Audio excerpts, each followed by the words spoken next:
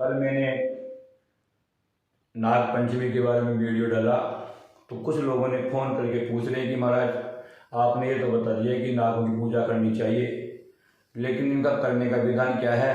हम तो कुछ नहीं करते हैं, जाते हैं और जो भी औरतें जाती है और वो जाकर के मंदिरों में या जहाँ सांप की बांधी होती है या कोई सांप की मूर्ति बना करके वैसे ही पूजा कर लेते हैं, कुछ विशेष जानते नहीं है।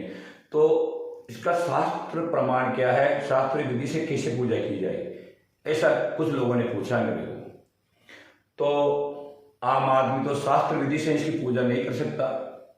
जैसे पीढ़ी दर पीढ़ी करते आ रहे हैं वैसे ही करने से नाग संतुष्ट हो जाते हैं, लेकिन फिर भी कुछ लोगों की जिज्ञासा है तो उन लोगों को मैं बताना चाहता हूँ कि किस प्रकार पूजा की जानी चाहिए। नागों को पूजने के लिए वैसे तो जो सर्प है, सर्प मानी हजारों प्रजातियां सांपों की मिलती है, सर्पों की मिलती है, लेकिन जो नाग है वो कई जगह अष्टकुल देखे जाते हैं और कई जगह नवकुल भी पढ़ने को मिला है। ये भ्रांति का विषय है, लेकिन पूजते समय आपको करना क्या है, एक चौकी या पाटा आपको लेना है। चौकी पाटा अच्छी जगह, साफ सुथरी जगह लगाना है और उसके ऊपर एक लाल कपड़ा बिछाना है। जैसे आपने माना कि ये एक पाटा ले लिया या चौकी ले लिया आपने ये, और इस चौकी पाटा के ऊपर आपने लाल वस्त्र बिछा दिया, लाल कपड़ा बिछा दिया।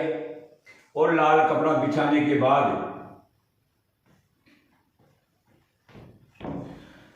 बाद क्या करना है आपको, मिट्टी के छोटे छोटे 9 सर्प बनाने हैं। कितने? 9 सर्प, जिससे नागाकार के अंदर जैसे वो अपना मुंह उठा करके बैठे रहते हैं, उस कंडीशन में बनाने हैं। तो पहला सर्प आपको कहाँ रखना है, चौकी के बीच में, यहाँ पे, ये पहला हो गया।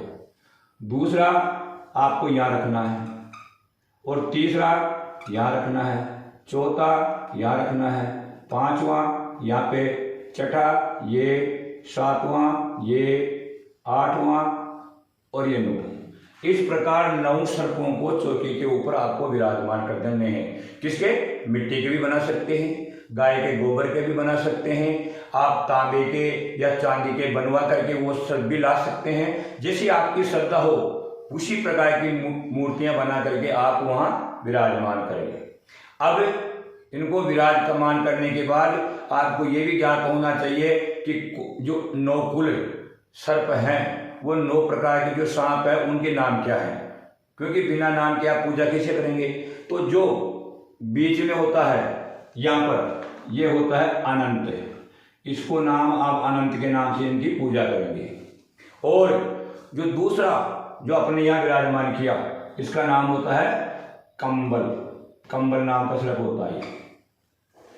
और जो यहाँ पे विराजमान किया अपन को, इसका नाम है शेष, शेष नाम का नाग है। और ये वाला हो गया वासुकी, वासुकी नाग हो गया है। और ये वाला जो है ये कर्कोटक, कर्कोटक नाम का नाग हो गया। और ये हो गया तक्षक, जो सामान्य जनमानस सब जानता है, तक्षक नाम का सुना हुआ होता है। और ये जो आ गया, ये आपका शायद जहां तक है कंबल तो हो गया, ये हो गया। अपना दूसरा नाम आएगा यहाँ पे शंखपाल, ये शंखपाल का नाम से पूजा जाता है। शंखपाल विराजमान किया, उसके बाद आता है महापद्म, और इनका नाम है नील, नील नाम का नाग है। इस प्रकार जैसे आप विराजमान कर देंगे, विराजमान करने के बाद जब पूजा आप करेंगे तब आपको इन नामों की आवश्यकता होगी। साथ ही इस चौकी पे आपको बीच में इन 9 नागों को विराजमान करना है और साइड में कुछ जगह रखनी है। उन साइड में आपको जगह क्यों रखनी है? क्योंकि इन नागों की जो माता है, कल मैंने बताया कश्यप ऋषि एवं कद्रु की संतान है नाग, तो इनकी जो माता है वो कद्रु, उसकी पूजा भी आपको करनी है।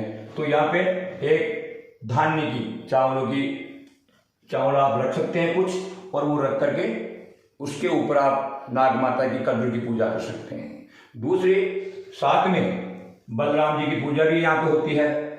बलराम कौन? जो भगवान श्री कृष्ण के बड़े भाई थे, क्योंकि वो शेष अवतार हैं, इसलिए उनकी पूजा भी यहाँ पे जरूरी होती है, बलराम जी। साथ में बलराम जी की पत्नी कौन?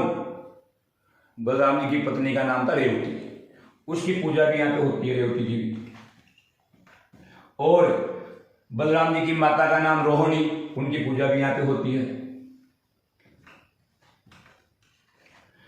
अब ये मैंने जो नाम लिखे हैं, यहाँ पर आपको धान्य की वो रखनी है, धान्य रख करके उनके ऊपर, जैसे ओम नाग माता कद्रुवे नमः, ओम बलरामाय नमः, ओम रेवते नमः, ओम रोहिणी नमः, इस प्रकार गंध अक्षर पुष्प आदि से आप इनकी पूजा करेंगे।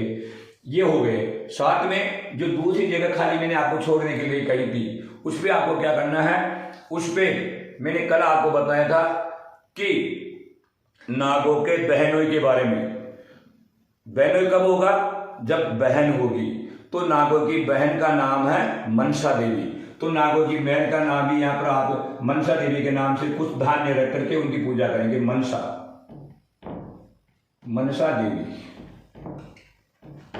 देवी की पूजा की आपने।